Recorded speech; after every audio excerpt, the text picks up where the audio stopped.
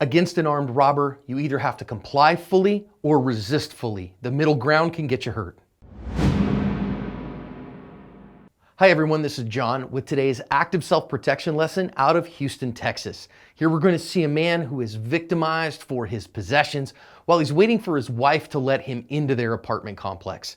It's going to teach us some important lessons about the limitations of the rule of stupid, but about the danger of being out late at night.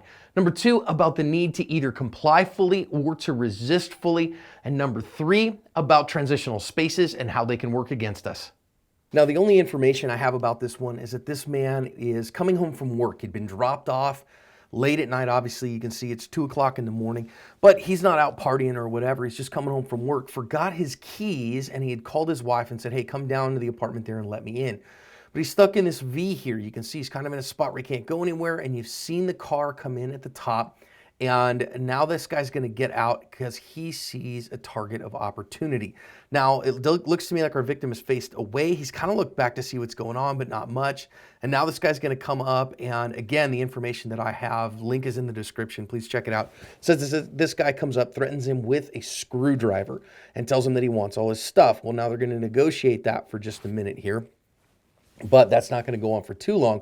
Of course, his victim here, he doesn't really want to give this stuff up, but because he's not willing to and he resists a little bit, the guy ice picks him several times and gets him in the back of the head with that screwdriver. And if you've been around head injuries much, you know those are probably going to bleed quite a bit. So then he still gets all the stuff that the guy wants, so his little bit of resistance didn't really get anything. And the guy's wife finally shows up and just opens up this door here, and thankfully our victim is able to get out of the danger zone, but the perpetrator gets back in his car and he's gone, and this one's over.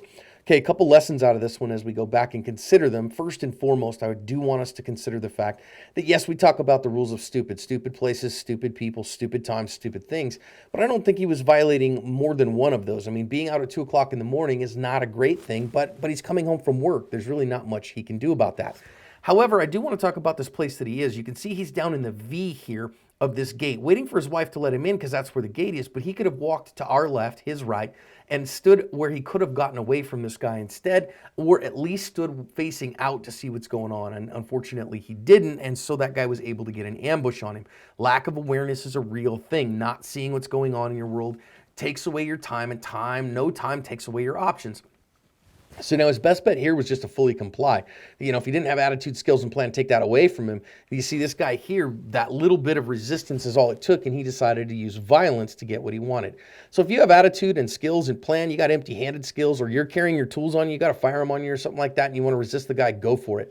But if you don't, then I wouldn't recommend it. Something interesting that I noticed here, see the guy's actually using the overhand, that ice pick grip, and he's actually using a leveraging arm, sticking a leveraging arm on him, and that's actually fairly rare.